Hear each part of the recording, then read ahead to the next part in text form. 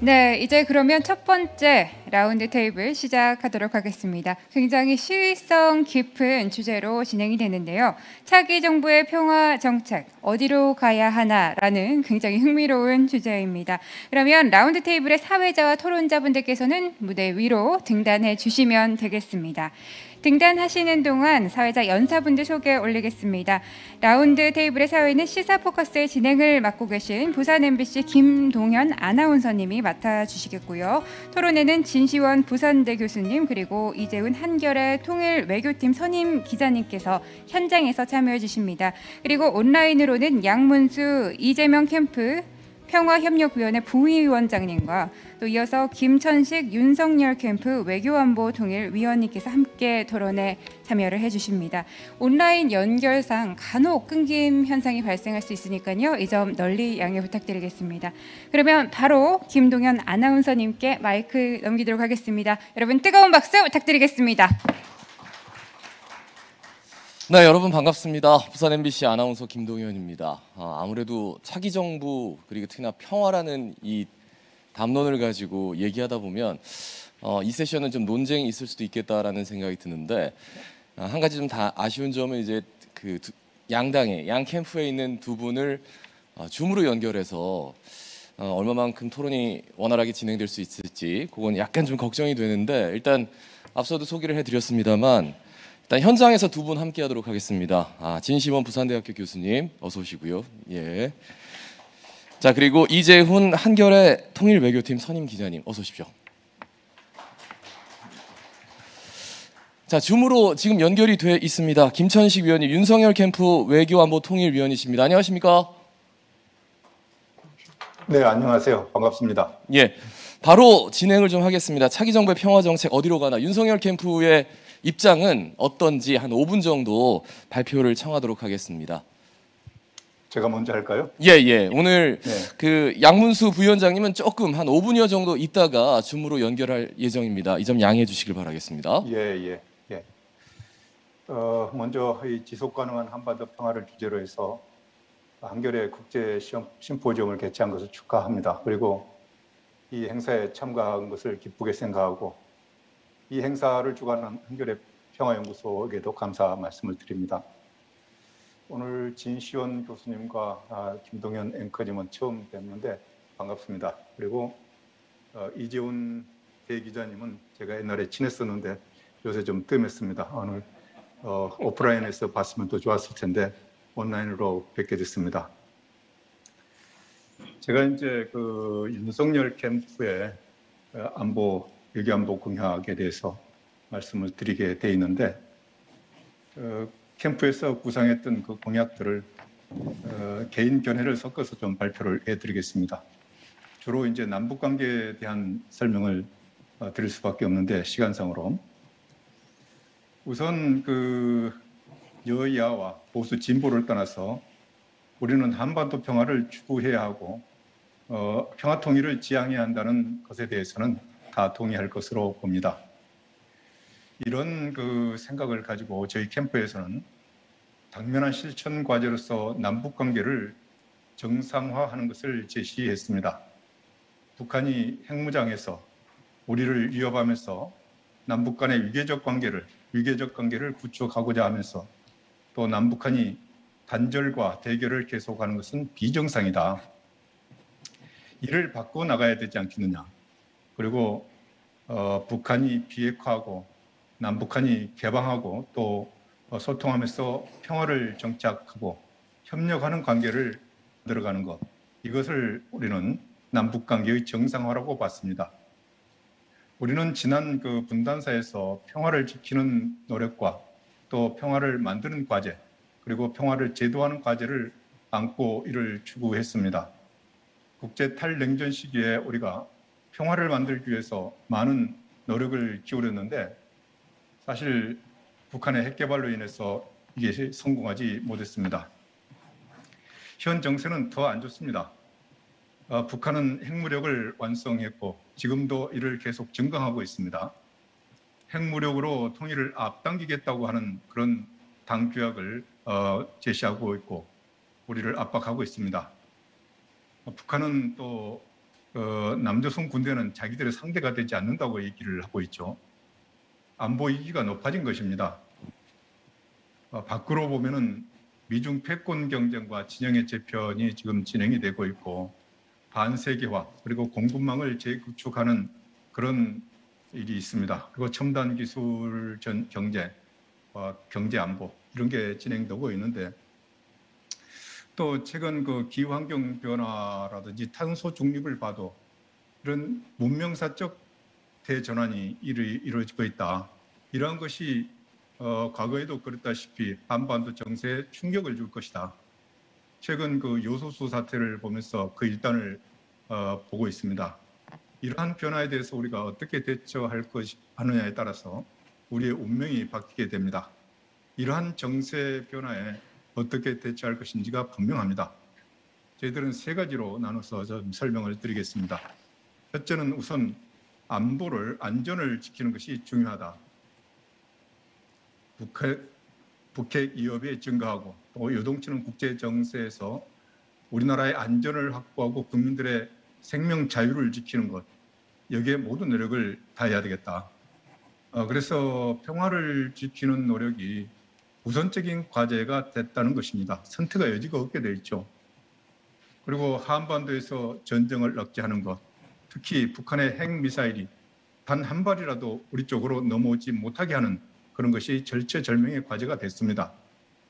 미사일 방어 등 자주 국방력을 강화하고 또 한미 연합 방위태세라든지 미국의 해구산 그리고 핵 확장 억제의 신뢰성을 강화하는 실질적인 조치들을 통해서 북한이 재래식이든 핵미사일이든 도발할 생각을 못하게 해서 북한의 핵을 무력화시키는 것, 무용지물로 만들어 나가는 것이 필요하다. 이게 이제 첫 번째 과제 같고요. 두 번째로는 이런 안보와 아울러서 북한의 비핵화를 위한 노력이 진행돼야 되겠다. 문재인 정부 5년 동안 그 정책 실험의 결과로서 북한의 비핵화가 없으면 경협이든 평화정착이든 이게 불가능하다는 게 증명이 됐습니다.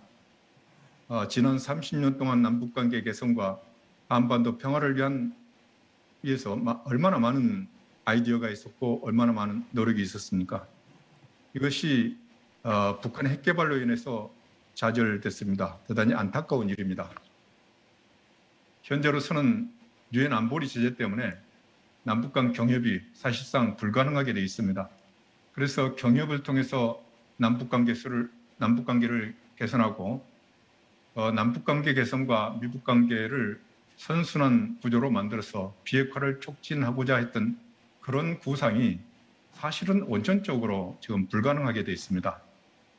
반면에 북한의 핵 때문에 더 많은 군비를 확충할 수밖에 없고 미국의 해구산에 더 의존할 수밖에 없는 이런 딜레마에 빠져 있습니다. 그래서 긴장 완화를 통해서 핵 문제를 해결하겠다고 하는 그런 구상도 사실상 어렵게 되어버렸습니다. 북한의 핵을 해결해야 됩니다. 그래서 30년간 그 북한의 비핵화 협상을 보면은 좀 실효적이지 못했다. 결과적으로 그렇게 됐습니다. 그래서 이를 반성하는 바탕에서 북한이 핵을 가지고 있는 것이 체제 안전에 부담이 되고 핵을 포기하는 것이 체제 유지에 도움이 된다는 판단을 할 수 있도록 국제사회가 강력한 노력을 기울여야 한다 이렇게 보고 있습니다. 우리는 당사자로서 비핵화 국제공조를 강화해야 될 겁니다. 그리고 북한이 비핵화를 결단한다면은 우리나라와 국제사회는 북한의 발전을 위해서 적극적으로 돕고 안전을 보장하는 그런 조치들이 필요하겠습니다. 우리로서는 북한의 비핵화 진전에 따라서 경제 협력을 확대해 나가고 비핵화되면은 남북 경제 공동 발전 계획을 추진해서 북한의 경제 현대화를 도울 것이고 또 남북한이 경제가 통합적으로 발전할 수 있는 그런 방향으로 노력을 할 것입니다. 한반도 평화의 제도화는 북한의 비핵화를 전제하지 않고는 불가능하게 됐다고 봅니다. 실질적으로 평화가 정착돼야 한반도 평화가 제도화되겠다 이렇게 봅니다. 현실과 제도가 괴리되면 한반도 평화를 관리하는데 공백이 생겨서 더 위험해질 수 있습니다. 이것이 지금 상황에서 종전선언이 바람직하지 않다고 하는 이유입니다. 다음에 이제 세 번째로서는 남북관계 발전입니다. 우리가 장래 통일을 이루고자 한다면 남북관계에서 가장 중요한 것이 하나의 민족으로서 정체성을 유지하는 것, 그리고 남북 간의 민족 동질성을 회복하기 위해서 노력하는 것입니다. 이러한 노력은 북핵 문제와 별도로 할 수 있습니다. 남북 간의 인도적 협력은 핵협상이나 정치적 상황과 연계시키지 않고 추진해야 된다고 봅니다. 인도주의와 동포애로서 북한의 대규모 재난이 발생하면 긴급 구호를 한다든지 보건의료 지원을 한다든지 또는 임산부와 영유아에 대해서 영양 지원을 하는 것, 그리고 기근 방지를 위해서 식량 지원을 하는 것, 산림병충해를 방지하는 이런 일들이 남북관계에서 많이 있습니다. 또 이산가족 상봉이나 국군포로 납북자 문제를 해결하고 북한의 인권 개선 등 인도적 문제 해결을 위해서도 관심을 기울여야 되겠습니다.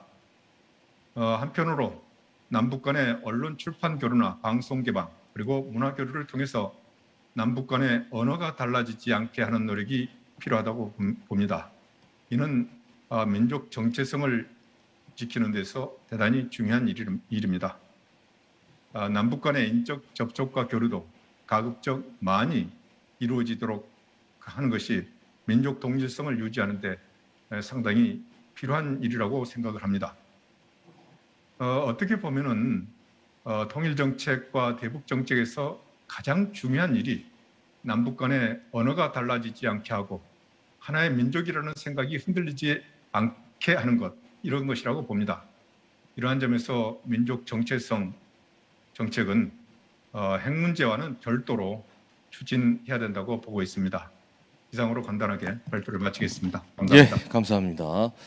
자, 지금까지 윤석열 캠프의 외교안보 통일위원을 맡고 있는 김천식 위원님의 발표였습니다. 뭐 간단하게 요약하면 가장 좀 눈에 띄는 게 평화를 지킨다는 표현, 그러니까 안보를 지킨다는 표현, 그리고 북한의 비핵화를 먼저 이루어내야 된다는 표현, 그리고 추후에 또 논의를 좀 이어갔으면 좋겠는 게 종전선언은 지금으로서는 시기상조다. 예. 뭐 남북관계 동질성을 찾아야 된다, 이런 부분까지도 지적을 해주셨는데요. 지금 양문수 부위원장님 연결됐습니까? 예. 자, 그러면 안녕하세요. 바로 이재명 캠프 평화협력위원회 부위원장을 맡고 계시는 양문수 부위원장님 발표 듣겠습니다. 예, 안녕하세요. 양문수입니다. 네, 먼저 한겨레 부산 국제심포지엄 17번째를 축하드립니다. 네, 저는 이재명 캠프의 그러한 한반도 평화 정책에 대해서 간단히 말씀을 드리겠습니다. 일단 요지를 말씀드리면 이제 이런 겁니다. 대화와 억제를 통한 한반도 비핵화와 평화 공존의 추구입니다. 즉 한편으로는 강력한 자주국방 그리고 한미동맹을 기반으로 해서 확고한 대북 억제 태세를 견지를 합니다. 또 한편으로는 남북 간의 평화 공존의 추구하고 북핵 문제는 대화를 통해서 해결하는 것입니다. 좀 구체적으로 말씀드리면 한 4개의 축으로 형성이 되어 있다고 봅니다. 첫 번째가 이제 한반도 평화 경제 체제의 수립입니다. 두 번째가 스냅백과 단계적 동시 행동을 통한 이제 북핵 문제 해결.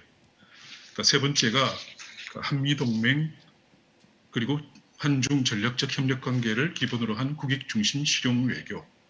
네 번째가 스마트 강군입니다. 일단은 한반도 평화 경제 체제부터 말씀을 드리겠습니다.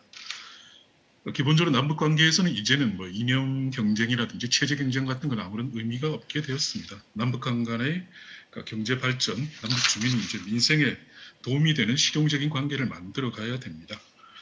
근데 이제 저희가 추구하는 한반도 평화 경제 체제라는 것은 평화가 경제 발전으로 이어지고 경제 협력이 평화를 공고히 하는 평화와 경제의 선순환 체제를 의미를 합니다. 물론 이제 좀 이따가 이제 좀 더 자세히 말씀드리겠습니다만, 자, 한반도 평화 경제 체제를 그럼 이루기 위한 일종의 과정들, 이러한 프로세스들이 있겠죠. 그게 이제 첫 번째가 국제적인 차원에서는 강력한 한미 동맹과 그리고 한중 전략적 협력 관계를 기반으로 한 국익 중심 실용 외교입니다. 아신 바와 마찬가지로 미국은 한국의 유일한 동맹입니다. 한미 동맹은 그 무엇보다도 중요하기 때문에 앞으로도 계속 합리적으로 고도화 시켜 나가야 됩니다. 한중 관계는 뭐 경제적으로도 중요할 뿐만 아니라 지리적으로도 인접된 국가이기 때문에 그 현재의 전략적 협력 관계를 더욱 강력히 추진해야 되는 부분들인데, 그러니까 저희는 기본적으로 국익 중심의 그 실용 외교를 통해서 이 양자를 동시에 발전시키겠다는 부분들입니다. 또 하나 이제 당연히 이제 국방력이 있어야 되겠죠. 저희는 스마트 강군이라는 모토를 내걸었습니다. 기본적으로 그냥 효율적이고 강한 군대를 만드는 것입니다. 그러니까 첨단 기술, 4차 산업혁명을 이제 국방과 접목을 해서 무엇보다도 이제 우리 군의 기본적인 임무라고 할 수 있는 그러니까 북한의 핵과 대량 살상 무기에 대응하는 기본적인 국방력을 첨단 전력을 강화하는 것이 하나의 축입니다. 자, 그러면 이러한 것들을 토대로 북핵 문제를 해결을 합니다. 기본적인 북핵 문제의 해결의 틀은 당연히 이제 이른바 이제 조건부 제재 완화, 스냅백이라고 이야기되죠. 그것과 단계적인 동시 행동입니다. 뭐 아신 바와 마찬가지로 북핵 문제 해결이라는 것은 한반도 평화 정착을 위한 최우선 과제입니다. 그런데 이러한 스냅백과 단계적 동시 행동이라는 것은 북한에 대해서 비핵화 조치를 취하라.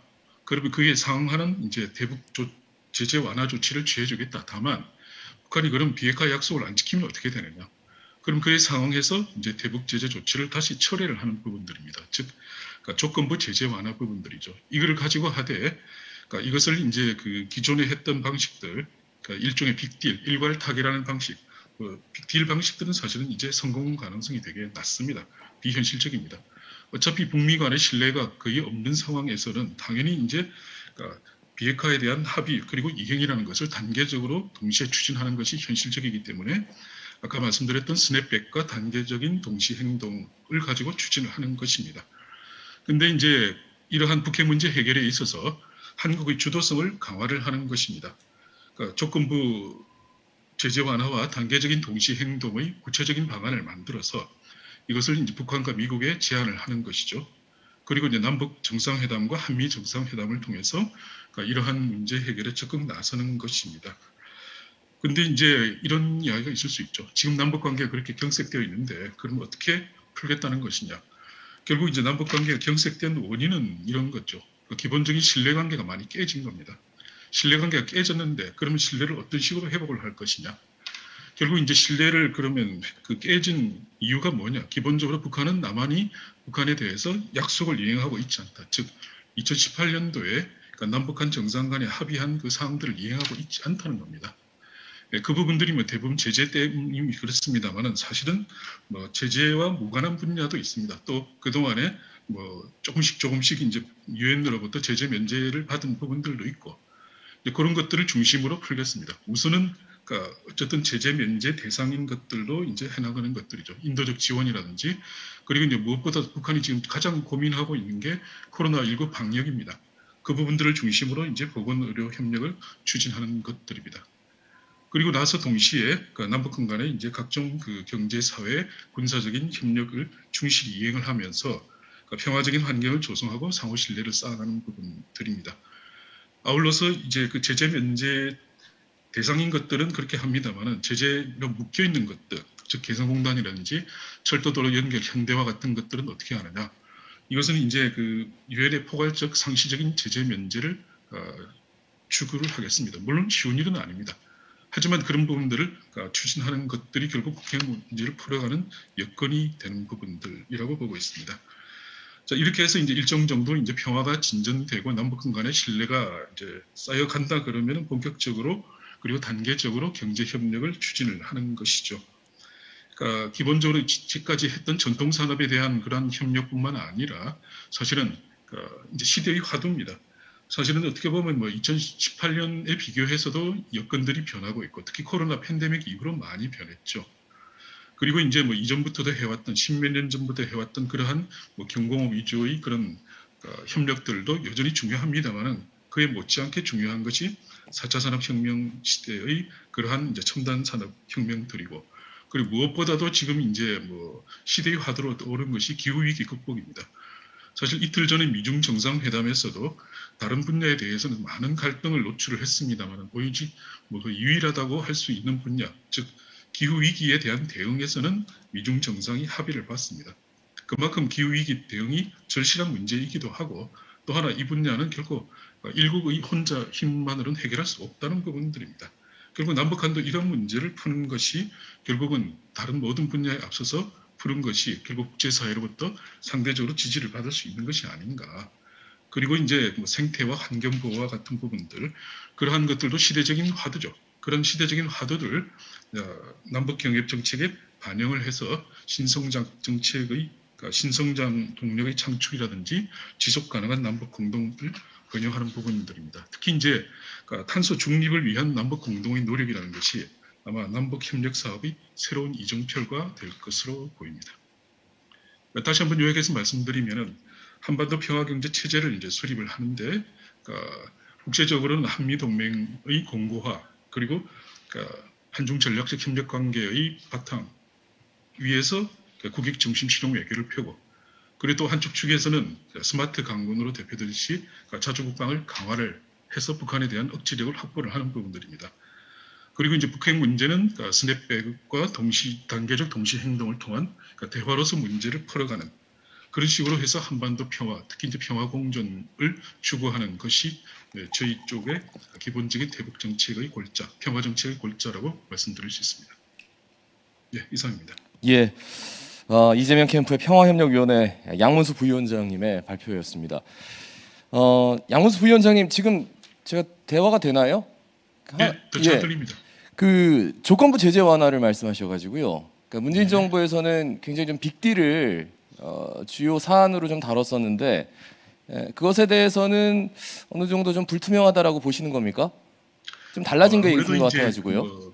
글쎄 문재인 정부에서도 뭐 빅딜을 추구했다라고 좀 하기도 좀 애매한 부분들이고 오히려 이제 트럼프 쪽에서 그러니까 트럼프 정부가 분명히 추구했던 것은 빅딜이죠. 그런데 이제 기본적으로 빅딜이라는 것이 그렇습니다. 일괄 한꺼번에 타결해서 한꺼번에 이제 시행하자는 것인데 두 가지 측면들이 있는 게 일단은 북미 간에 지금 신뢰가 전혀 없는 상황이죠. 신뢰가 거의 제로인 상황인데 빅딜을 한다. 그건 이제 북한으로서는 상당히 부담스러운 상황들이고 그리고 북핵 문제라는 것이 북한의 이제 핵 능력이 상당히 고도화된 상태이기 때문에 설령 이제 목표는 합의를 한다고 하더라도 이행을 하는 것은 사실상 단계적으로 진행할 수밖에 없는 현실이 있는 부분들입니다. 따라서 이제 빅딜이라는 것은 되게 현재의 여러 가지 여건에 비추어서 그렇게 현실적이지 않다라고 저희들은 판단하고 있습니다. 알겠습니다. 자, 그러면 이제 토론자로 나선 두 분께서 토론을 해주시면 되겠습니다. 진시원 부산대학교 교수님부터 토론 이어가 주시죠. 네, 두 분 뭐 말씀 잘 들었습니다. 예. 그 두 분 말씀 들으니까 지금 우리 외교안보 두 대통령 후보의 얘기 뭐 두 분이 너무 찬찬히 얘기를 해주셔서 지금 우리 국민들이 느끼고 있는 이 외교안보에 있어서의 이 뭔가 불안함, 우려 이런 것들과는 좀 약간 좀 거리가 먼 듯한 생각이 좀 듭니다. 그러니까 제가 이 그 토론문을 보냈을 때는 그 대선 후보 두 분께서 민주당 국민의힘 두 분께서 아직까지 외교안보 정책을 언론에 내놓지 않았을 때입니다. 그런데 이제 그 사이에 두 분이 다 기자회견을 해서 외교안보 정책의 골자, 기본 아이디어를 밝히셨죠. 그래서 저는 이제 그 두 분의 후보께서 얘기하신 부분을 먼저 좀 간단하게 소개드리고 거기에 장단점이 뭔가 거기에 대해서 좀 제 생각을 말씀드리고 질문을 좀 몇 가지 던지는 식으로 이렇게 좀 해보겠습니다. 지금 뭐 일단 현 상태가 어떤 상태인가? 우리는 지난 30년 동안 뭐 진보, 보수, 진보 이런 그 정부를 거쳐오면서 북핵 문제를 해결하려고 노력했습니다. 근데 결과적으로 된 게 없습니다. 오히려 북한의 핵 능력은 강화됐죠. 그래서 이 불안이 존재하는 것인데 이 국민들은 이제 이 북한의 비핵화라는 것이 이게 우리가 실현해야 될 지상 과제, 목표, 실현할 수 있는 가능성 여기서부터 점점 멀어지고 있는 게 아닌가 이렇게 실질적으로 국민들이 보고 있는 거거든요. 그리고 이러한 그 일종의 교착 상태가 완전히 뭐 고착이 된 게 아닌가. 그리고 이 비핵화라든지 남북관계 이런 것들이 정치, 외교, 안보적인 일종의 수단이 돼버린 게 아닌가. 이제 그 목표가 아니라 실현할 수 없는 목표가 돼버린 게 아닌가. 국민들 이런 생각이고 북한의 비핵화가 이렇게 어렵다면은 그렇다면은 이번에 대선이 오는데 이번에는 뭔가 좀 돌파구가 있어야 되는 게 아닌가. 창의적이고 무슨 새로운 전환적인 정책은 없는가. 이런 것들을 지금 국민들이 두 분 후보께 바라고 있는 거라고 보거든요. 그래서 지금 20대 대선을 맞아서 국민들이 상당히 관심이 많은데 두 후보분께서 이제 기자회견을 하고 얘기를 하셨습니다. 근데 제가 본 얘기를 좀 정리를 해드리면은 두 분의 그 후보의 얘기를 하면은 제 생각입니다. 저 이제 뭐 국제정치 전공학자인데 먼저 그 윤석열 후보 얘기를 좀 하면은 제 생각에는 상당히 과도한 한미동맹 중심주의 사고에 좀 빠져 있는 것 아닌가. 그리고 그 한미동맹을 상당히 과도하게 그 중심적으로 사고를 하면서 한일 관계는 그 하부 구조로서 이제 한일 관계 개선. 그건 이제 미국이 바라는 것이죠. 이 한미일 간의 군사 협력을 동북아에서 상당히 강화해 나가는 것. 이것만 봐도 벌써 북한과 중국은 상당히 지금 긴장하고 갈등이 오는 게 아닌가 우려하고 있을 것 같다는 생각이 듭니다. 뭐 중국과 북한뿐만이 아니라 우리 국민들도 그런 생각 많이 하시겠죠. 특히 이제 그 한미동맹 그 하부 구조로서의 한일 관계의 개선, 특히 군사적인 협력의 개선은 이거 국민들의 정서가 또 엮인 문제거든요. 그래서 그 부분에 대해서도 국민들이 좀 우려하는 부분이 있고, 그 다음에 북핵 문제, 비핵화 문제에 대해서 김천식 위원님께서도 말씀해 주셨지만은 안보와 안전, 평화는 지켜야 되겠다라는 말씀하셨는데 상당히 온화하게 말씀해 주셨지만 내용은 상당히 좀 그 강합니다. 구체적인 내용은 북한에 대해서 그 확장 억제력을 더 강화하겠다, 해구산을 더 강화하겠다는 것이죠. 그 다음에 유사시에는 전술핵, 핵공유 이런 얘기까지 지금 나온 것이거든요. 물론 홍준표, 유승민 이런 후보들보다 이번에 정제돼서 나온 건 사실입니다. 홍준표 의원이나 뭐 더한 얘기들을 했으니까요. 뭐 자체 핵보유까지 얘기하셨는데 그래도 윤석열 후보는 확장 억제 강화하는 것, 그런데 또 유사시에 전술핵과 핵공유를 하겠다, 나토식 핵공유 얘기됐단 말이죠.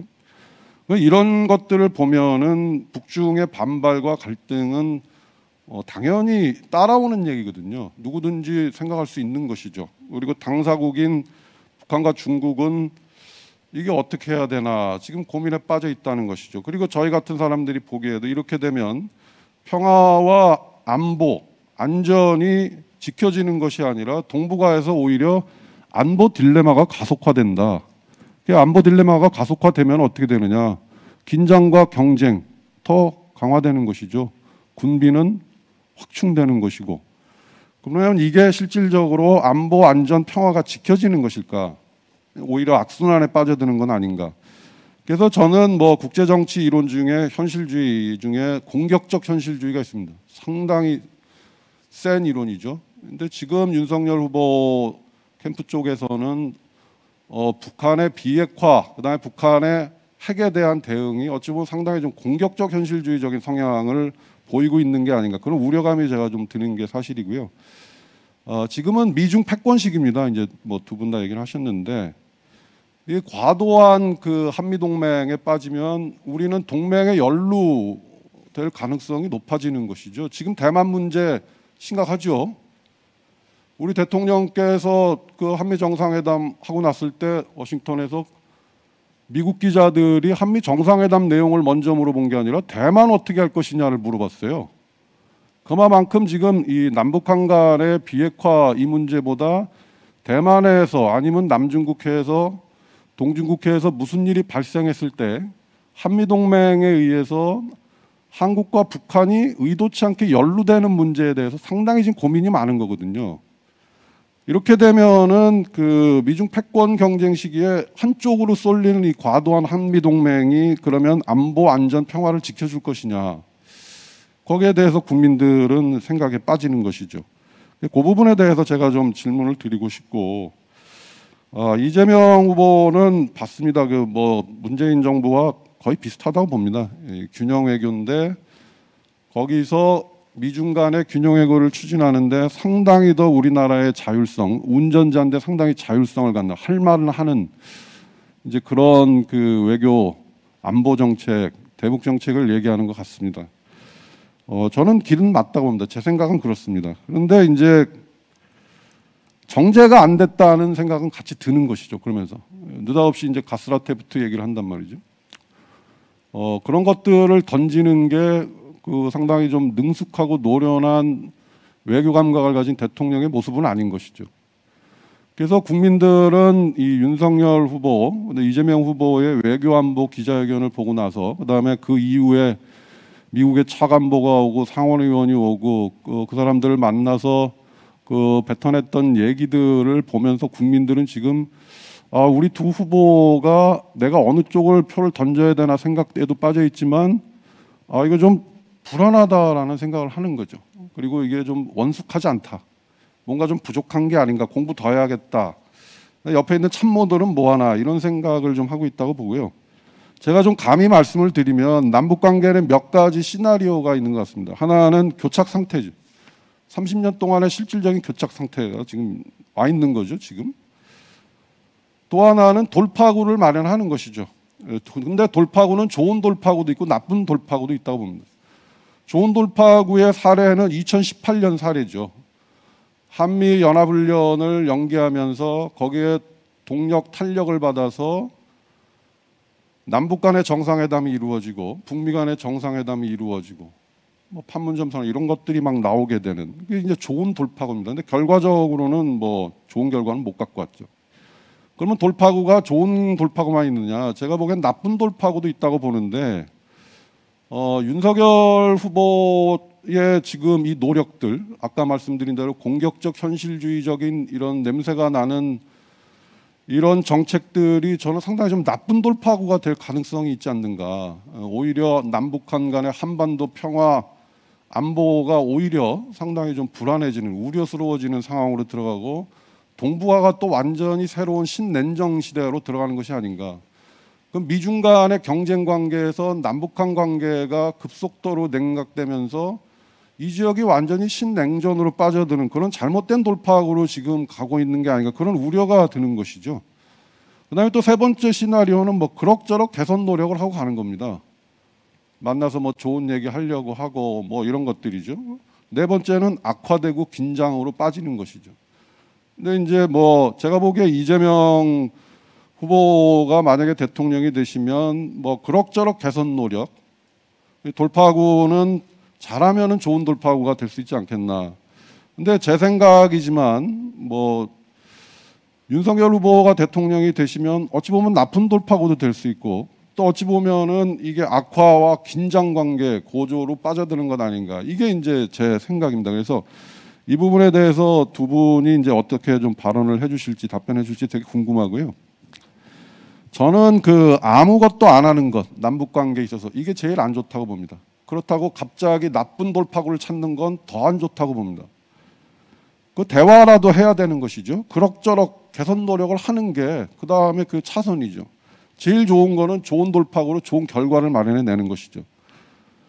그래서 우리 국민들은 지금 그 상당히 현명한 선택을 해야 되는 상황에 빠진 게 아닌가. 그래서 이전과 관련해 가지고 지금 20대 대선에서 외교안보 정책을 두 후보께서 얘기를 하셨는데 이 어찌 보면은 외교안보 이슈가 아닌 예컨대 뭐 2030 세대라든지 청년의 문제 아니면 이제 부동산 문제 이런 거에 빠져가지고 부동산에 대한 문제, 청년들의 문제가 외교안보 정책에 있어서의 두 후보에 대한 객관적인 평가를 어찌 보면은 좀 이 그림자로 막고 있는 게 아닌가.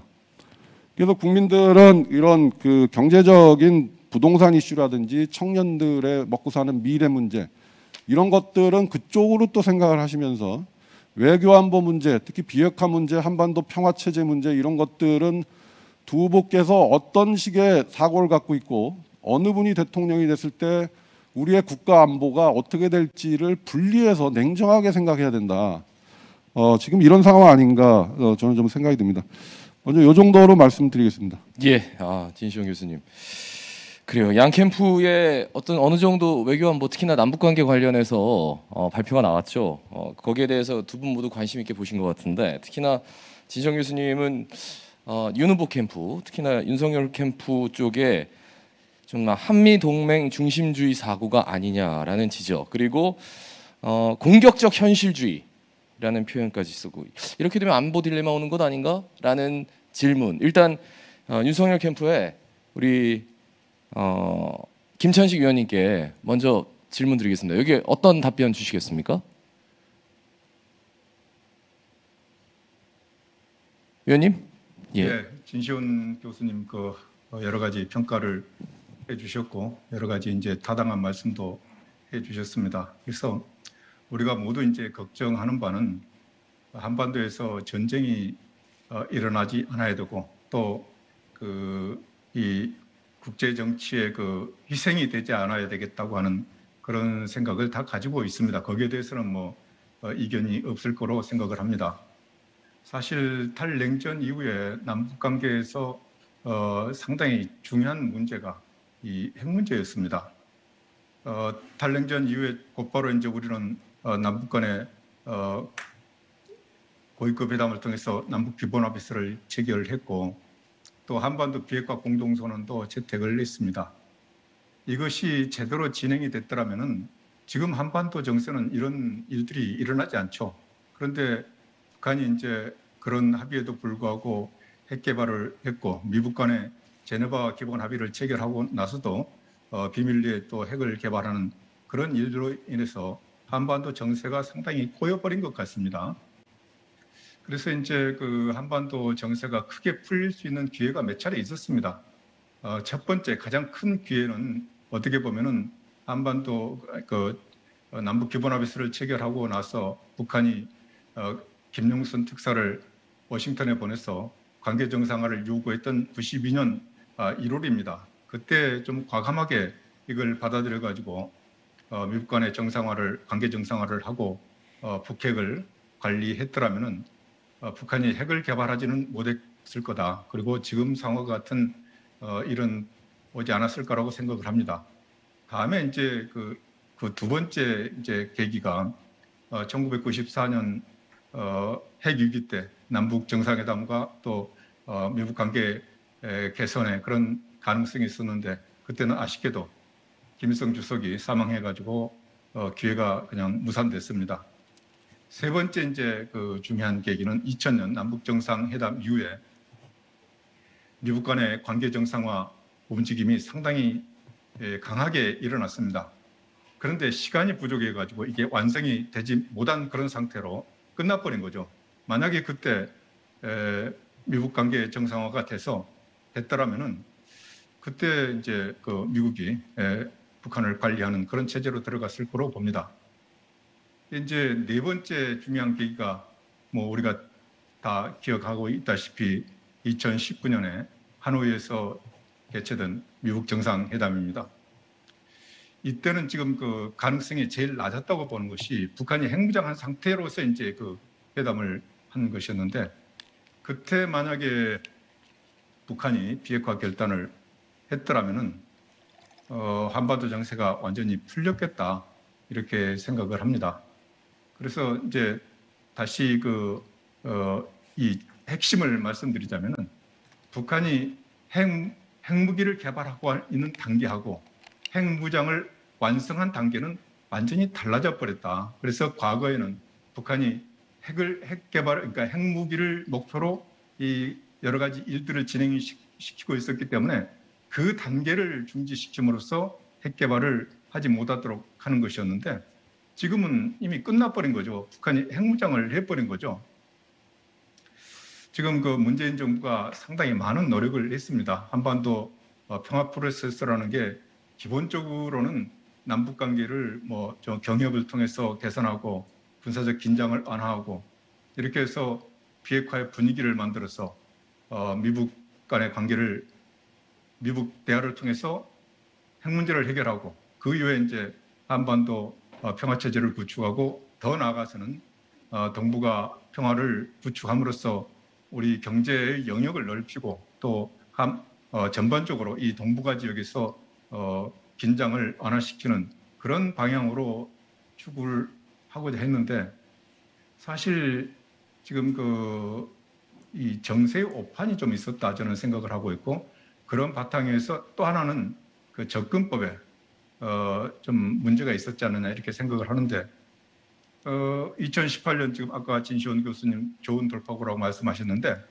2018년에 북한이 남북 대화에 나왔을 때 그리고 이제 특사들이 오가면서 우리 정부가 판단한 것은 북한의 비핵화 의지는 확보하고 북한은 빨리 비핵화하고 경제 발전에 전념하고자 한다.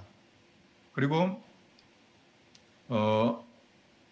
하여튼 그렇게 이제 판단을 했고 그리고 그 북한이 비핵화를 1년 내에 이제 다 완료할 수 있다. 이런 정세 판단을 해가지고 이런 것을 미국하고 협의를 해가면서 미국 정상회담을 갔는데 문제는 2019년 2월달 하노이에서 회담을 해보니 북한이 완전한 비핵화를 하려고 하는 게 아니고 부분적인 비핵화를 하려고 그런 것이다. 그래서 핵을 가지고 있으면서 부분적 비핵화를 통해서 영변이라는 그 사이트를 비핵화함으로써 제재를 안 하려고 하는 이것은 핵을 포기하는 게 아니죠. 그렇게 돼 있는 겁니다. 어쨌든 지금 북한이 핵을 완성함으로 해서 국제 제재가 세게 지금 들어가고 있습니다. 그래서 우리는 남북 경제 교류나 기타 교류를 통해서 남북 간의 관계를 개선하고 개선하려고 그러는데 이게 원천적으로 지금 안 되는 거죠. 문재인 정부가 여러 가지 노력을 했지만 그게 안 되는 겁니다. 지금. 다음으로는 위원님 조금 발언이 길어지셔서 좀 짧게 정리를 좀 해주시면 감사하겠습니다. 그러니까 하여튼 그 역사가 있기 때문에 말씀의 요는 그러니까 네. 지금까지의 비핵화의 노력 자체가 네. 오판이다. 그렇다면 한미 동맹을 더 강화하면서 우리가 해구산, 핵공유까지 갈 수 있어야 된다. 이런 말씀까지 들리는데 그 점에 아니, 대해서만 그게 아니고, 듣고 그 다음에 그게- 이제 양 의원님 그게 말씀 듣겠습니다. 아니고 예, 지금 그런데 이제 북한이 핵을 개발해가지고 그게 위협이 되고 있기 때문에 우리가 군사 대비 태세를 하지 않을 수 없는 겁니다. 예, 네. 그리고 또 뭐 그 국제 정치에서 얘기되다시피 핵은 핵으로 막을 수밖에 없다. 예, 예. 그래서 우리로서는 미국의 해구산을 그리고 한미 동맹 그리고 확장 억제를 강화할 수밖에 없는 그런 상황으로 가버린 겁니다. 예, 알겠습니다, 위원님. 불가피한 거죠 이게. 예, 예. 불가피한 이 현실을 어떻게 할 거냐. 이걸 막 어떻게 현실을 바꾸느냐. 직시해라. 예, 예, 예. 알겠습니다. 자, 양문수 부위원장님, 진시영 교수님이 일단 길은 맞는 것 같은데 정제가 되지 않았다라는 판단 그리고 뭔가 좀 어딘가 모르게 좀 불안하다 이런 말씀을 해주셔가지고요. 캠프에서는 어떻게 받아들이고 계십니까? 이재명 캠프? 뭐 기본적으로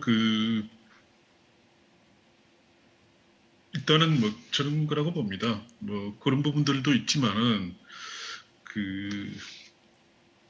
전반적으로 이제 전략을 짬에 있어가지고 결국 이제 목표를 실현을 하는 것이죠. 이제 목표를 실현하는 과정들에서 이제 그러한 과거에 대한 이야기들, 역사에 대한 이야기들이 뭐 나오고 그러면 이제 근데 뭐 예를 들어서 그런 것들도 좀 정제됐다 안 했다 그런 부분들이 저는 지금은 별로 큰 그 같지는 않고 불안하다. 뭐 그런데 이제 기본적으로 이제 목표들은 분명하죠. 목표는 있는 거고 그리고 이제 수단이라는 것들도 있고 아까 이제 우리 진시원 교수님도 말씀하셨습니다만은 저희들이 기본적인 정책은 문재인 정부의 연장선상에 있습니다. 문재인 정부 연장선상에 있고 다만 굳이 따진다고 하면은 이제 실행력, 실행력 부분에서 이제 좀 더 이제 실행력을 높이겠다. 뭐 저희 후보의 강점이기도 합니다만은 그런 실행력을 높임으로써 이제 비핵화 문제에 이제 속도를 좀 내겠다라는 그런 차원들이라고 봅니다. 또 하나의 부분들은 기본적으로 이제 북핵 문제가 워낙 어렵습니다. 아까 우리 국민의힘 쪽에서도 말씀을 주셨습니다만은 이제 북한이 이제 핵을 개발하는 초기 단계하고 지금 이제 북한의 핵 능력이 이제 고대화되는 단계에서 북한과 비핵화 협상을 하는 것 자체는 사실은 되게 어려운 부분들이죠. 그리고 이제 북한이 이제 뭐 불완전한 비핵화라는 그런 측면, 특히 이제 2019년 영변을 들고 왔을 때 불완전한 비핵화라는 부분들도 나옵니다만 그것은 어떻게 보면은 이제 일괄 타결이라는 그런 관점에서 봤을 때 이제 그런 이야기들이 되는 겁니다. 그러니까 기본적으로 이제 북한 아까 제가 말씀드렸듯이 신뢰관계가 없는 상황에서는 결국 단계적으로 갈 수밖에 없는 거죠. 그러니까 국제관계에서 중요한 것이 나라와 나라 사이에 신뢰가 없는 두 나라 사이의 관계에서 중요한 것은 결국 신뢰가 확보된 상태에서 관계를 가지는 것들이 가장 바람직합니다만 그것이 아닌 상황에서 신뢰는 하루아침에 생기지 않습니다. 저는 모르는 사람들끼리요. 아니면은 뭐 예를 들어서 수십 년 동안 적대 관계를 지내왔던 사람들 사이에서 뭐 신뢰가 수십 년 동안 축적된 사람의 행동과 똑같은 행동을 요구한다는 것은 저는 뭐 당연히 있을 수 없는 일이라고 봅니다. 어떻게 보면은 말과 행동을 주고받으면서 조금만씩 스텝 바이 스텝으로 함으로써 비로소 저 사람이 뭔가를 할 의지가 되어 있구나라는 것을 확인을 하고 북한 또한 마찬가지고 미국 또한 마찬가지라고 봅니다. 그럼으로써 이제 신뢰를 쌓아가는 것이 결국은 그러다 보니까 이제 시간이 걸리고 그리고 단계적으로 갈 수밖에 없는 것이고 그리고 이제 뭐 시간이 흐를수록 이게 북핵 문제가 고도화되다 보니까 사실은 문제를 풀기가 뭐 결코 쉽지는 않은 상황들 뭐 저는 그렇게 정리를 하고 있습니다. 예, 알겠습니다. 자, 반론 토론까지 듣고 싶은데 시간이 많이 지나서 바로 이재용 기자님께 토론하실 수 있는 기회 드리겠습니다. 이어가 주시죠. 예, 소개받은 한겨레 신문 이재훈입니다. 여기 와서 말씀드릴 수 있는 기회를 주셔서 고맙습니다. 오늘 이 세션의 주제가 차기 정부의 평화 정책 어디로 가야 하나인데 지금까지 이제 그 두 캠프에서 대표로 말씀하신 분들도 그렇고 진시현 교수님도 그렇고 주로 정책 방향에 대해서 초점을 맞춰서 말씀해 주셨습니다. 저는 그러니까 이 정권 교체기 새로운 정부를 만들어가는 과정에서 대북 정책의 지속과 혁신의 문제, 원칙적인 문제에 대해서 한번 짚어볼 필요가 있다고 생각을 하고요. 그 말씀을 먼저 드리고 그다음에 정책 방향을 잡아나가는 과정에서 반드시 견제해야지 되는 기준점이라고 해야지 되나? 중요한 쟁점 몇 가지를 짚으려고 합니다. 그 뒤에 거기까지는 이제 제 의견을 말씀드리는 거고요. 오늘 그 두 캠프에서 나오신 분들의 발표를 토대로 몇 가지 질문을 드리는 것으로 토론자의 구실을 하려고 합니다. 그 대북 정책은 이제 대선 결과는 둘 중에 하나죠.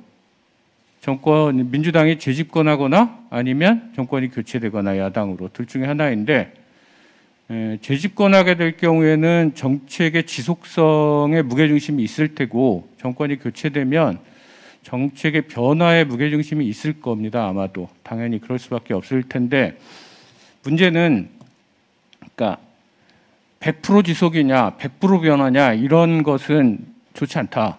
지금까지 역사를 보더라도 그러니까 지속과 변화의 배합이 어떻게 되는가의 문제인 거고 야당일 경우에는 변화가 많고 여당일 경우에는 당연히 지속이 많을 텐데 이 지속과 변화를 어떻게 할 것인가의 문제입니다. 제가 이 말씀을 드리는 이유는 2008년에 집권한 이명박 정부가 사실상 그 이전에 두 차례의 정상 합의를 승계하지 않았습니다. 그러니까 6.15 공동선언과 14 정상선언을 승계하지 않았거든요.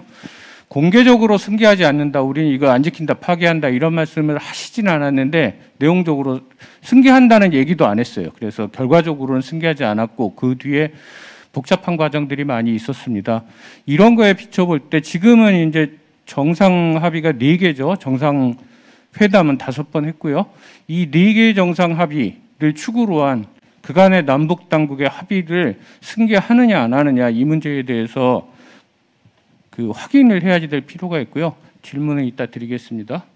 두 번째는 지속도 지속이지만 변화는 불가피한 것이죠. 만약에 민주당 정부가 정권을 재창출한다 하더라도 하던 대로 하는 것은 사실상 퇴보에 가깝기 때문에 정부를 새로 구성하는 이유가 없죠. 그렇다면 뭘 어떻게 혁신할 것인가 이 문제와 관련해서 검토를 해야지 되고 김대중 정부에서 노무현 정부로 이어 넘어갈 때 그때가 이제 2차 북핵위기가 불거졌을 텐데 민주당 정부로 연속인 거죠. 그때 그 김대중 대통령의 최측근 참모인 임동원 수석과 그 당선자의 최측근 참모인 이종석 전 장관이 함께 방북을 했던 적이 있습니다. 그러니까 정권 교체기에 그런 류의 신구 정부의 그 참모가 북한에 가서 이런저런 의견을 교환하는 문제는 어떤가 이런 생각을 해봤고요. 또 하나는 그 우리나라에서 의견이 굉장히 전쟁 수준으로 갈리는데 그 가장 강력한 불쏘시개는 북한 문제입니다. 대북 정책. 그래서 이 대북 정책과 관련한 협치 거버넌스를 어떻게 구축할 것인가는 정책 방향 못지않게 중요한 문제인데 이 문제는 또 어떻게 할 것인가에 대해서 좀 궁금한 측면이 있습니다. 그러니까 다양한 지금까지는 주로 대북 정책은 정부가 하죠. 그다음에 민간이 조금 했는데 지금은 이제 지자체들의 역할이 좀 커져야지 되는 영역이고요. 지방자치 시대이기도 하고 여기 부산이니까 더욱 그렇습니다. 그다음에 또 하나는 입법부의 구실. 이런 투입 자원, 투입되는 주체를 다양화하는 문제들에 대해서 적극적으로 검토할 필요가 있다. 역사적으로 보자면 대북 정책에서 협치가 이루어졌던 시기는 노태우 정부 시기입니다. 보수 정부였던 노태우 정부가 북방 정책을 펼치고 개혁 진영이었던 야당의 김대중 총재가 이끌던 평화민주당, 그다음에 김영삼 총재가 이끌던 통일민주당이 북방 정책을 적극적으로 지지했던 때가 있습니다. 그때를 제외해 놓고는 단 한 번도 협치가 이루어진 적이 없습니다. 지금도 굉장히 강한 갈등이 있는데 이 문제를 어떻게 할 것인가 그런 문제에 대해서 이 두 가지는 지속가 혁신과 협치 거버넌스의 창출 문제는 원칙적으로 정책 방향과 무관하게 진지하게 고려해야지 될 거라고 생각을 합니다. 저는. 그다음에 이제 전략 정책으로 하면 구체적인 방향은 다르더라도 진단의 측면에서는 어떤 측면에서는 뭘 고려할 것이냐 목표 이런 거에서는 그럴 수 있는데 미중 디커플링이라고도 하고 미중 패권 전략 경쟁이라고도 하고 패권 경쟁이라고도 하죠. 어떻게 성격 규정할 건가는 아직 그 정설이 나와 있는 건 아닌데 하여간 갈등이 심화되고 있는 국면은 맞습니다. 이 상황에서 한국이 어떤 스탠스를 취할 것인가? 선택인가? 아니면 창조적 모습을 통한 양자관계를 다 유지하는 것인가? 한국은 미국과의 유일한 동맹관계를 맺고 있죠. 군사안보, 외교 측면에서 미국과의 관계가 각별하죠. 또 한편 주변에 중국과 관계에서 먹고 사는 문제를 해결하는 사람들을 쉽게 찾아볼 수 있듯이 중국은 굉장히 가까운 나라기도 하고 비중이 높습니다. 이 문제를 어떻게 풀어야 될 건가가 있는 거죠. 문재인 정부는 조화병행 발전을 얘기했는데 양 캠프는 어떻게 할지 모르겠습니다. 그 다음에 한반도 공동체 구축의 문제입니다. 남북의 이거를 이렇게도 말씀드릴 수 있을 것 같은데요. 남과 북의 자율성을 어떤 식으로 강화할 것인가. 그건 보수적이든 진보적이든 김천식 위원도 민족 정체성을 강화하는 것, 남북관계 개선해야 하는 그 방향, 목표에 대해서 강조하셨는데 그렇다면 이 핵과 제재가 맞서 있는 상황에서 남북관계의 자율성을 확장하기 위해서 어떻게 할 수 있는가 이런 문제들에 대해서 고민이 필요하다고 생각합니다. 뭐 여러 가지 제가 써놓긴 했는데 이 정도로 하고요. 그래서 공통 질문 두 가지, 개별 질문 두 가지입니다. 공통 질문은 지속과 혁신의 관점에서 각 캠프의 견해를 태도, 원칙을 말씀해 주시면 좋겠습니다. 복잡하게 말고 간단하게 얘기해 주시면 될 것 같아요. 뭐 정상합의를 이행한다든가 국민의힘 캠프 쪽에서 나오신 분들한테는 특별히 그런 것 같고요. 그다음에 또 하나는 미중 패권 경쟁 또는 미중 전략 경쟁 시대라고 부르고 그 경향이 점점 강화되고 있는데 그렇다 전문가들 사이에서는 그렇죠. 뭐 미국 편을 들어야지 된다. 중국 편을 들어야 된다. 이런 얘기도 있어요. 선택의 문제냐 양자택일. 한쪽으로 줄을 서야지 되는 거냐 아니면 어렵더라도 창조적 모호성을 계속 유지하는 것이냐 이것에 대해서 대원칙이 무엇인지 각 캠프의 의견을 듣고 싶고요.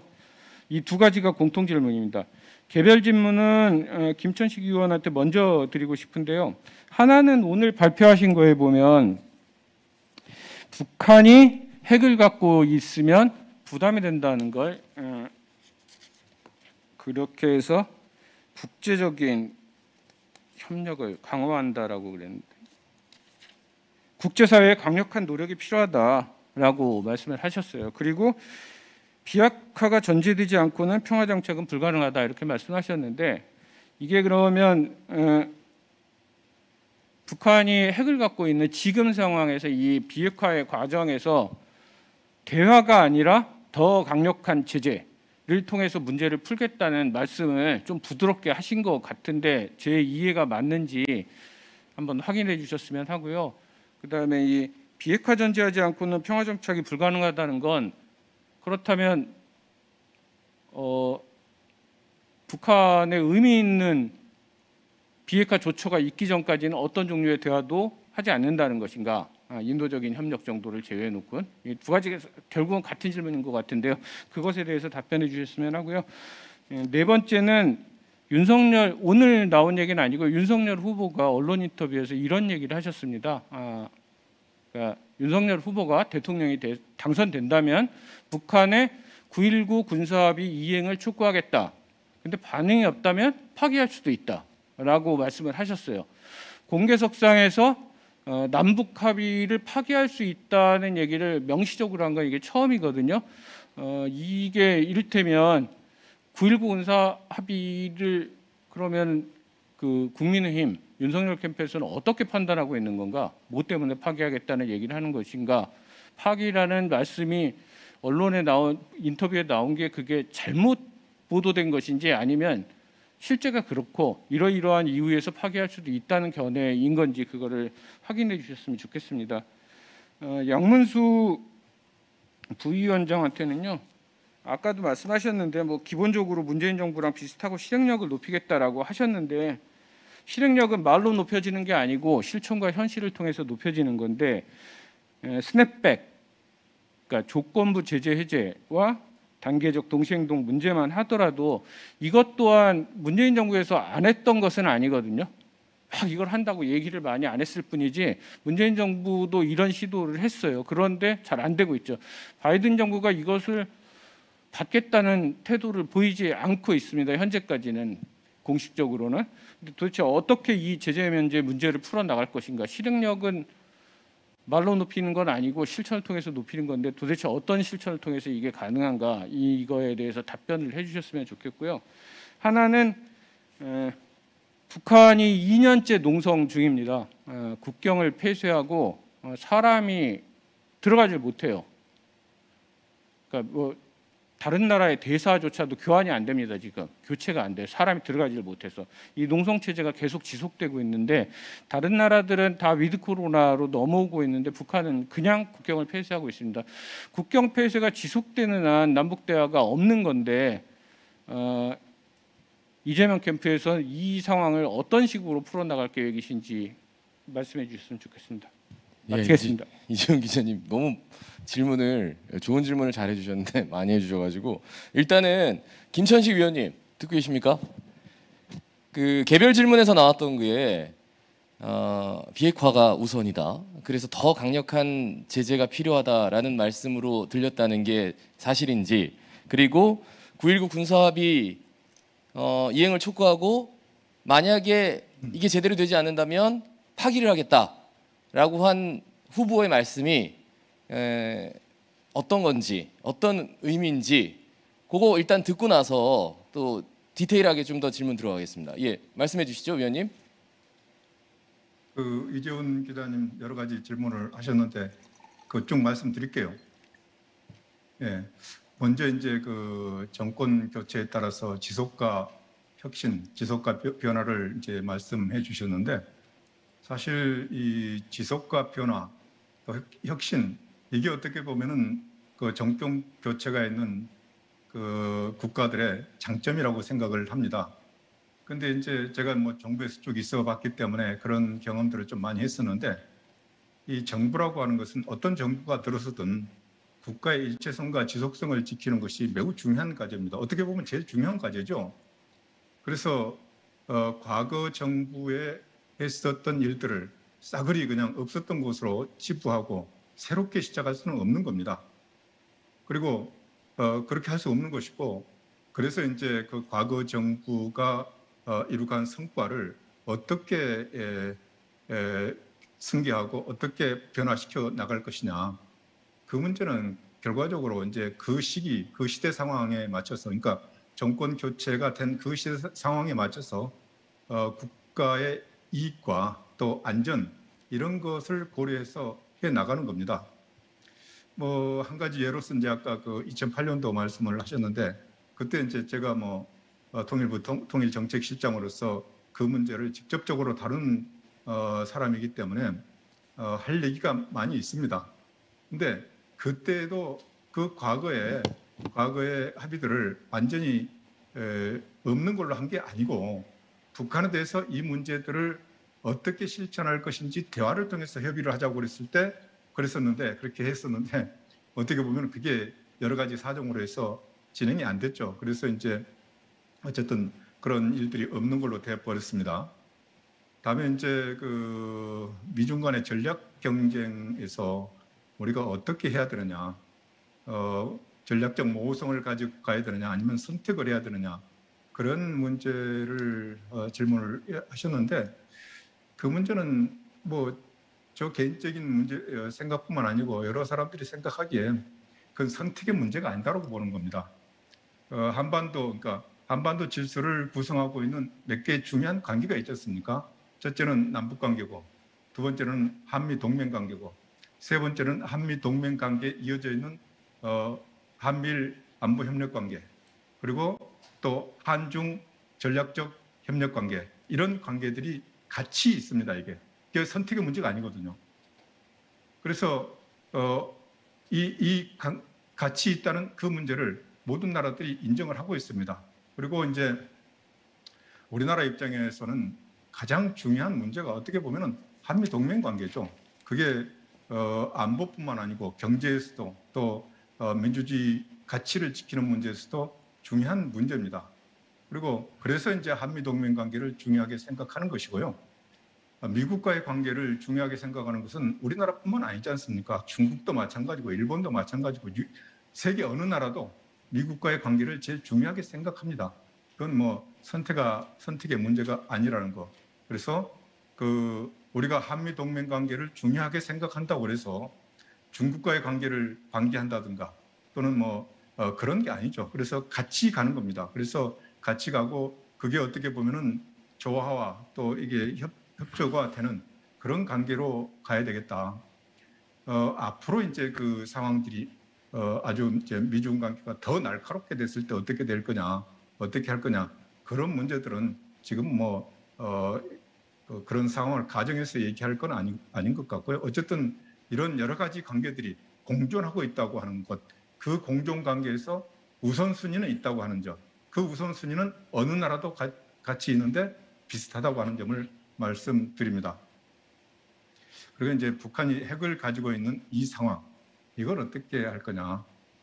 아까도 말씀을 드렸습니다마는 북한이 핵을 개발하는 단계하고 핵 무장을 완성한 단계하고는 완전히 달라지는 겁니다. 그래서 북한이 핵을 완성해서 또 그걸 실어 나를 수 있는 미사일까지 완성한 그 단계에서는 우리로서는 한반도에서 분쟁이 일어나면은 군사 충돌이 일어나면은 핵전쟁까지도 가정할 수밖에 없는 그런 상황이 돼버린 겁니다. 그건 뭐 객관적인 현실이죠. 그래서 그런 상황이 일어나지 않도록 하는 방법이 뭐냐? 첫 번째로는 군사 대비 태세를 강화해서 북한이 그런 일들을 하지 못하도록 하는 것이다. 그래서 지금 문재인 정부에서도 여러 가지 군사력 강화를 하고 있고 그렇지 않습니까? 그러다 보니까 이게 이제 그 안보 딜레마에 빠져버리는 겁니다. 어떻게 보면은 북한의 핵 무장이 한반도 또 동북아시아에서 군비 경쟁의 문을 열었다 이렇게 보는 것이죠. 할 수가 없는 겁니다. 어떻게 할 수가 없어요. 그런데 우리가 군사력을 강화해도 안전한 게 아니죠. 그래도 불안하니까 더 군사력을 강화하고 또 북한도 거기에 맞서가지고 또 군사력을 강화할 수밖에 없고 그런 악순환에 빠져 있기 때문에 북한 핵 문제를 이제는 정면으로 도전해서 이 문제를 해결을 해야 되겠다. 그래서 군사 대비 태세를 강화하고 한미동맹 또 미국의 해구산 그러니까 북한의 핵이 있기 때문에 미국의 해구산이 불가피한 겁니다. 그래서 그렇게 이제 그 안보 태세를 갖추면서 북한의 비핵화를 하기 위해서 협상을 하자. 그런데 협상을 하는데 과거 지금 30년간 협상했던 그 협상들이 다 실패하고 지금 이런 상황까지 몰려왔기 때문에 좀 더 적극적으로 해야 되겠다. 적극적으로 해야 되겠다고 하는 것인데 그 적극적으로 해야겠다고 하는 것은 북한이 핵을 포기하는 게 체제 안전을 위해서 유리하다. 그런 판단을 할 수 있도록 해줘야 되지 않느냐. 그런 얘기입니다. 그래서 그 안보 태세를 유지하고 비핵화 대화를 병행한다. 그리고 그 비핵화 대화는 좀 더 실효적이 돼야 되겠다. 그런 얘기입니다. 그런데 이제 거기서 이제 걸리는 문제가 북한에 대한 그 경제 제재지 않습니까? 경제 제재가 지금으로서는 북한을 압박할 수, 그러니까 북한의 비핵화를 압박하는 유일한 지금 수단이 돼 있습니다. 뭐 북한에 대해서 군사력을 써서 뭐 비핵화를 하겠다고 하는 것도 비현실적이고, 그래서 이제 남아 있는 게 대북 제재인데, 이 대북 제재에서 우리가 지금 벗어날 수 없게 돼 있다. 문재인 정부가 아무리 벗어나려고 했지만은 벗어나지 못한 이유가 북한의 비핵화를 위한 최종적인 수단이기 때문입니다. 만약에 이 수단을 포기해 버리면은 북한의 핵을 인정하는 그런 단계로 가버리는 그런 문제가 있습니다. 그래서 그런 상황으로 돼야 되겠다. 다음에 이제 뭐 큰 문제는 아니지만은 9.19 군사합의서를 북한이 뭐 이행하지 않으면은 폐기하겠다고 하는 그런 얘기를 하셨는데, 기본적으로 남북 간의 합의서는 어떻게 보면은 상호주의적인 겁니다. 상호주의적인 거기 때문에 어느 일방이 이걸 이행하지 않으면은 그건 뭐 폐기된 거나 마찬가지죠. 그래서 그런 얘기를 하는 것이죠. 일단 남북 간에 합의를 했으면은 그 합의대로 지켜야 되는데, 그 합의를 지키지 않았을 때는 일단 요구를 한다는 거죠. 이걸 지켜라 해가지고 지키면은 뭐 유지되는 것이고, 못 지키겠다고 그러면은 파기된 거죠. 그런 의미라고 말씀을 드리고 싶습니다. 예. 예. 자, 합의라는 거는 서로가 지켜야지 이루어지는 거기 때문에 상호주의 원칙에 의해서 철저하게, 아까도 저 정상화라는 단어를 쓰셨는데 그 말씀과 좀 연결이 되는 것 같아요. 반대로 지금 양훈수 부위원장님, 예, 지금 그 여러 가지 말씀 중에 제일 중요한 게 이제 문재인 정부를 잇는 것도 중요하지만 정부가 바뀌고 또 새로운 뭐 실천력 그리고 새로운 방법들, 이걸 어떻게 좀 풀어나갈 예정이신지, 그 앞서 지속과 혁신과 관련해서도 말씀을 해주시고요. 그리고 미국과 중국 이 체제에서 미중 갈등을 어떻게 좀 돌파해 나갈 생각인지 캠프 의견을 좀 듣고 싶습니다. 예. 기본적으로 뭐 지속과 혁신 두 키워드가 있다 그러면 뭐 지속에 대해서는 뭐 다 아시는 바와 마찬가지로 뭐 민주당 정권 그들 기본적으로 문재인 정부의 이제 그 대북 정책을 개성을 하는 겁니다. 혁신 부분들은 아까도 말씀드렸던 축이 이제 하나의 축이죠. 그러니까 전반적으로 이제 실행력, 실천력을 높이겠다는 부분들이고, 달리 본다 그러면은 그러니까 의지의 문제 혹은 사실 전반적으로 보면 국가의 정책에서 대북 정책이 가지는 그러한 그러니까 위상, 그러니까 우선순위를 좀 더 높이는 부분들이라고 봅니다. 그러니까 그것은 물론 이제 뭐 국가 입장에서 보면 어느 분야가 다 소홀하지 않은 분야가 있겠습니까만은, 그럼에도 불구하고 대북 정책 평화라는 것을 그러니까 어떤 형태로든 좀 더 우선순위를 높이는, 그리고 거기에다가 좀 더 국가적인 노력을 그러니까 결집하는 것은 분명히 좀 다른 차원들이 있다고 보고요. 그러니까 사실 이제 지나간 남북 관계를 보더라도 되게 좀 아쉬운 부분들은 이렇게 있습니다. 특히 이제 2019년 이후에 하노이 그 회담 직후에 이제 결렬이 되고 난 이후에 우리 정부에서 이제 그런 얘기를 하죠. 개별 관광 이야기라든지 그 다음에 이제 그 제재를 피하기 위해서 이제 제재에 저촉되지 않는 차원에서 이제 작은 교육 이야기가 나오는데, 근데 이게 2020년입니다. 2019년에 나온 게 아니죠. 어떻게 보면은 2019년 하노이, 물론 이제 뭐 사실 하노이에 임하는 그 정부 쪽에서 정부를 볼 때 이제 비판하는 쪽에서 뭐 약간 좀 상황에 대해서 좀 더 철저한 인식이 있어야 되는 게 아니냐, 그런 아쉬움도 있습니다만, 좀 더 아쉬운 부분들은 어쨌든 하노이 직후에 좀 더 이제 국가의 관계를 풀기 위해서 특히 이제 남북 간에 합의했던 부분들을 개별 관광이라든지 아니면은 그러한 뭐 작은 교육과 같은 그런 물론 그런 것들이 좀 더 일찍 나왔으면 어떨까. 사실 타이밍을 놓쳤다는 지적들은 꽤 있었습니다. 그런 하나 예에서도 나오듯이 어쨌든 좀 더 적극적으로 할 여지들은 있었던 부분들이고, 그다음에 이제 변화된 여건들이죠. 그러니까 과거 2018년과 지금 부분들이 변화됐던 것은 아까 우리 이재훈 기자님 말씀 지적에서도 나옵니다만 코로나 상황들입니다. 코로나가 이제 사실은 뭐 모든 것을 다 집어삼킨 그런 영역들이기 때문에 코로나 자체에 대한 대응도 그렇고, 그리고 코로나로 인해서 뭐 저희 나라도 그렇고 전 세계적으로 이제 많은 변화를 하고 있지 않습니까? 그러한 변화들, 시대의 화두가 전 세계적인 인류의 과제가 변화되는 것들도 당연히 그러니까 남북 관계에 반영을 해야 되고, 그래서 아까도 말씀드렸듯이 그러니까 남북 협력, 교류 협력에서는 당연히 그러니까 기후 변화에 대한 대응들이 가장 우선시로 저희들은 생각을 하고 있습니다. 그 다음에 또 하나의 부분들은 이제 결국 북한이 이제 고민하는 것들에 대한 이제 나름대로의 저희들도 고민을 같이 하는 부분들이죠. 그것은 이제 좀 이따 다시 말씀을 드리겠습니다. 어쨌든 변화된 여건에 맞게끔 남북 간의 이제 교류 협력 혹은 전반적인 관계를 풀어나가는 그러니까 우선순위들을 좀 바꾸고, 그리고 전반적으로 이제 단순한 실행력이 말이 되는 것은 아닙니다. 신뢰가 왜 깨어졌는지에 대한 성찰을 통해서 그 신뢰를 좀 더 메울 수 있는 방향들이 변화된 여건과 또 합치된다 그러면, 결합된다 그러면 조금 더 상황이 개선의 여지는 좀 상대적으로 높지 않을까라는 생각들입니다. 그리고 또 하나의 부분들은 이제 저희 국내적으로도 마찬가지입니다. 그러니까 혁신이 요구되는 부분들은 국내적으로도 저는 그런 것이라고 보는 게, 전반적으로 이제 뭐 2030 이야기들도 많이 합니다만은, 그러니까 통일에 대한 국민 여론들이 조사에서도 나오듯이, 그러니까 전반적으로 남북 관계뿐만 아니라 전반적으로 그러니까 사회 관계에서 공정을 요구하는 의식들이 높아져 가고 있습니다. 그렇기 때문에 이제 북한에 대해서도 저희 뭐 캠프에서도 그렇고 또 직접 이재명 후보도 그런 말씀을 하신 적이 있습니다. 남북 관계에 대해서도 할 말은 하겠다.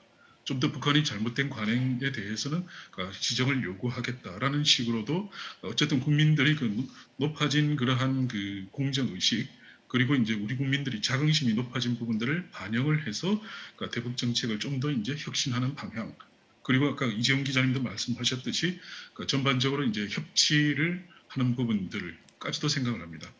그 다음에 이제 미중 패권 경쟁의 시대 부분들은 아까도 말씀드렸듯이 저희는 기본적으로 당연히 이제 실용 외교 혹은 균형 외교입니다. 물론 앞에는 국익 중심이 붙습니다. 즉 국익 중심의 실용 외교, 균형 외교고, 미국은 당연히 이제 유일한 동맹이기 때문에 고도화시켜야 되고, 그 다음에 또 하나는 중국과의 전략적 협력 관계를 유지하는, 이것을 저는 명시적으로 내세우면서 어차피 저희는 선택은 불가피하다고 봅니다. 다만 국익을 중심으로 사안별로 시기별로 저희가 나름대로 균형점을 찾는 노력들, 물론 쉽지는 않겠습니다만은 그것을 지향하는 것이 정책의 방향이라고 봅니다. 그 다음에 개별적으로 말씀 주신 것 부분들에 대해서는 이제 그런 거라고 봅니다. 실행력을 높이기 위해서는 결국 좀 더 문제에 대한 성찰들이 필요하다고 봅니다. 북한이 신뢰가 깨진 것은 무엇인가, 그리고 이제 전반적인 남북 관계에도 그렇습니다만 북이 정말 고민하는 게 코로나 부분들이죠. 그런데 이제 우리가 코로나를 이야기를 할 때 사실은 백신을 이야기하는데 백신도 사실 큽니다. 그런데 엄밀히 따진다 그러면은 북한은 지금 백신만 간다고 해서 해결되는 문제가 아닙니다. 우리도 마찬가지 아닙니까? 자, 백신의 물량은 충분합니다. 하지만 지금 언론에 계속 나왔던 것이 위중증 환자가 늘어난다는 겁니다. 병상이 모자란다는 겁니다. 그럼 결국 북한도 마찬가지죠. 백신을 맞는다고 해서 끝나는 문제는 아닙니다. 결국 이제 위중증 환자들을 치료할 수 있는 병상, 그리고 치료할 수 있는 인력들, 그 다음에 기술들이 필요를 하고, 그 다음에 이제 코로나 진단도 할 수 있는 시스템들입니다. 보통 백신 이야기하고 그 다음에 하나 나가서 뭐 영하 60도 이하로 할 수 있는 뭐 콜드체인 시스템 하는데 그것만으로 당연히 모자랍니다.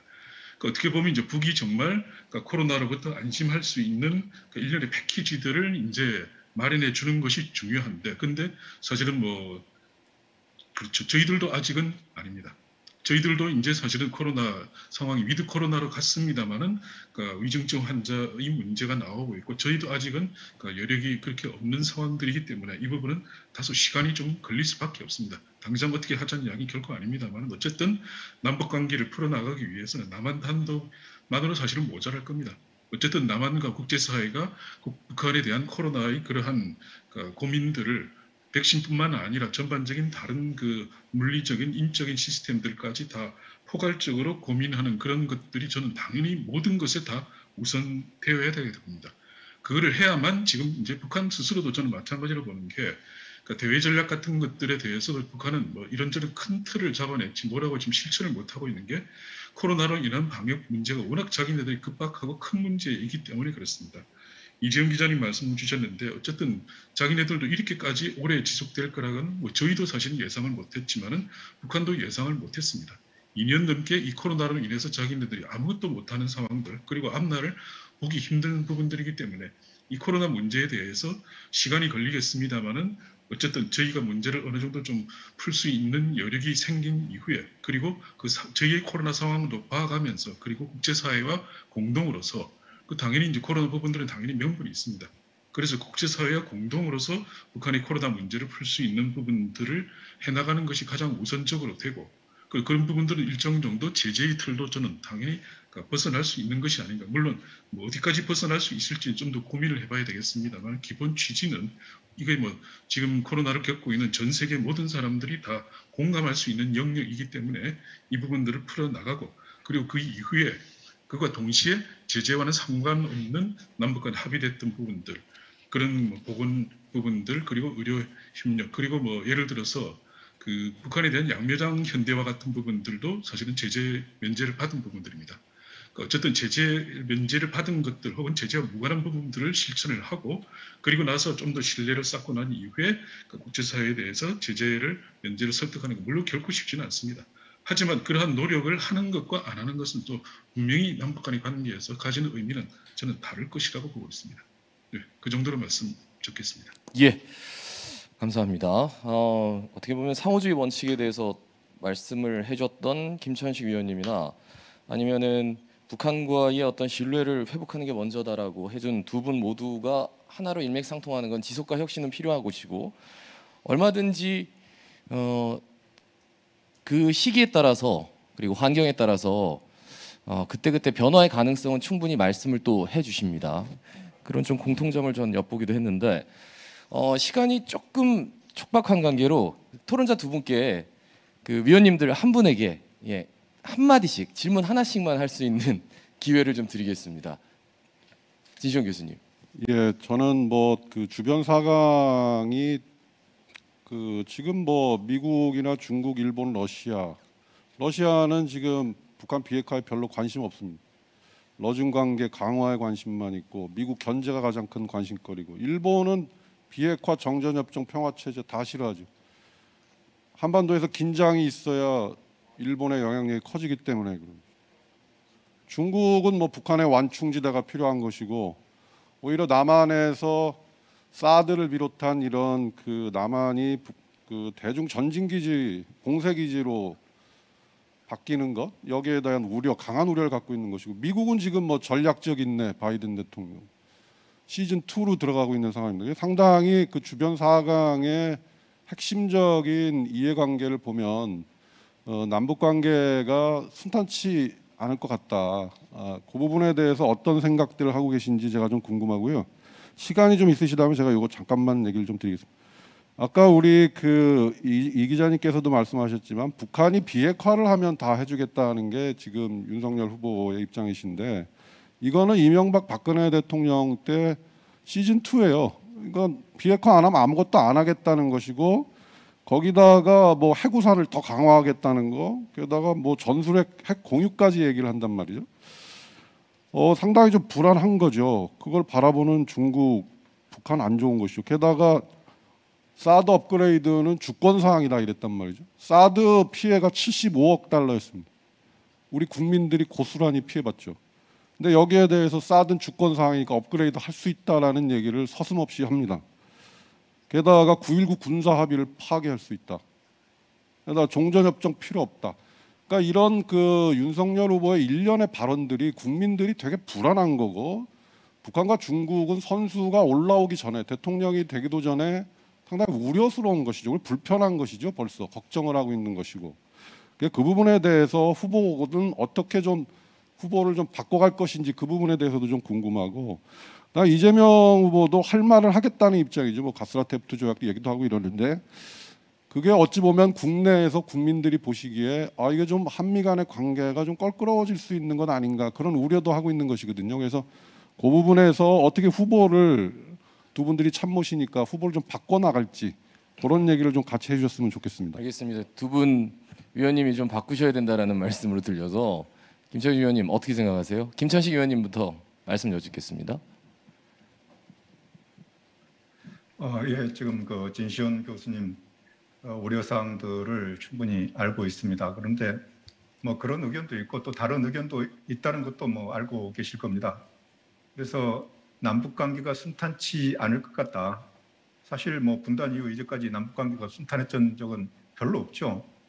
잠시 있었던 게 사실은 김대중 정부 때입니다. 그 이후는 그 외에는 순탄한 관계가 없었습니다. 그 순탄한 관계 속에서 그러면은 남북 관계를 어떻게 관리할 것이냐 그겁니다. 근데 뭐 잘 아시겠지만은 남북 관계의 성격이 여러 가지가 있는데 그 한 성격 중에 이제 적대적인 관계가 있는 거죠. 이 적대적인 관계 속에서는 항상 충돌의 위험이 있기 때문에 그 남북 관계에서 충돌이 일어나지 않게 하는 것이 우선적인 과제다. 그러니까 뭐 아까 저 발표에서도 말씀이 나왔습니다만은 한반도에서 전쟁이 일어나면 안 돼 있지 않느냐. 그래서 전쟁을 막는 그걸 가장 기본적인 선으로 정해놓고 다음에 이제 현안으로 돼 있는 여러 가지 문제들, 뭐 여러 가지 지금 뭐 비핵화도 있고 관계 개선 문제도 있고 경영 문제도 있고 뭐 코로나 문제도 있고 합니다만은 그 문제들을 해결해 나가야 되는 그런 문제가 있다고 생각을 합니다. 다음에 이제 비핵화를 하면은 다 해주겠다 이렇게 말씀을 하시는데 사실은 비핵화를 하면은 남북 관계에서 할 수 있는 일들이 엄청나게 많아집니다. 그리고 비핵화가 안 되면은 그 정부의 성격이 보수적이든 진보적이든 안 됩니다. 지금 그 경험을 했지 않습니까? 보수 진보 정부를 거치면서 여러 가지 시도들을 했지만은 비핵화가 안 되면은 잘 안 됩니다. 이건 그건 현장에서 했던 사람으로서 느끼는 겁니다. 그러나 그럼 비핵화가 안 되면 아무것도 안 할 거냐? 그건 아니죠. 비핵화가 안 되면 아무것도 안 하겠다는 거 아니고 비핵화가 되는 단계에 따라서 또 국제 제재가 해제되는 그 순서에 따라 가지고 우리가 할 수 있는 것은 또 적극적으로 하겠다. 뭐 경영 문제에 있어서 그렇게 하고요. 아까 이제 이재원 기자님 말씀하신 것하고도 연결되는 얘기지만은 그럼 남북 간에 뭐 할 게 자율적으로 할 수 있는 게 뭐냐? 그래서 이제 저희들이 생각한 것은 남북 관계에서 이 평화의 그런 그 과제하고 또 공동 번영의 과제하고 또 민족 정체성, 민족 동질성 과제하고 이 세 가지가 있는데 예, 위원님 말씀을 조금만 줄여주시면 감사하겠습니다. 예, 지금 시간이 거의 다 지금 돼서요. 예. 그런 과제들이 단선적으로 돼 있는데 이걸 병렬적으로 추진하면은 우리가 자율적으로 할 수 있는 게 있지 않느냐 이렇게 생각을 하고요. 사드 업그레이드나 9.19 군사 합의서 폐기 문제 이것은 앞으로 상황이 어떻게 되느냐에 따라 가지고 결정할 문제지 지금 이렇게 딱 하겠다고 한 건 아니지 않습니까? 그래서 그것도 결국은 우리의 안전을 지키고 국익을 지키기 위해서 필요한 일들을 그때그때 맞춰서 해 나가겠다는 것입니다. 예. 그래서 그런 결정을 하면서 우리 주권적인 사항을 결정하면서 너무 그 외부의 그런 압박이나 이런 거에 있어서는 안 되겠다고 하는 그런 의미죠. 예, 이렇습니다. 예, 알겠습니다. 양문수 부위원장님, 그 시간 관계상 좀 짧게 여쭙겠습니다. 후보에게 예, 알겠습니다. 예, 뭐 이러저러한 좀 조언을 해주셔야 되는 것 아니냐라는 진시황 교수님인데, 어쨌든 뭐 주변에서도 한미 관계가 껄끄러워질 수 있다는 우려를 하시는 부분들이 있고요. 그다음에 예. 달리 보면 저런 것들이죠. 어차피 한미 관계는 저희는 추구하는 것이 이제 호혜적인 한미 관계가 진정으로 그 동맹을 발전시킬 수 있는 동력이다고 이제 보고 있는 입장들입니다. 그 중간중간에 뭐 약간의 이견들이 있을 수 있는 부분도 충분히 뭐 협의해서 조정해 나왔고 또 역사가 그렇고 앞으로도 그렇습니다.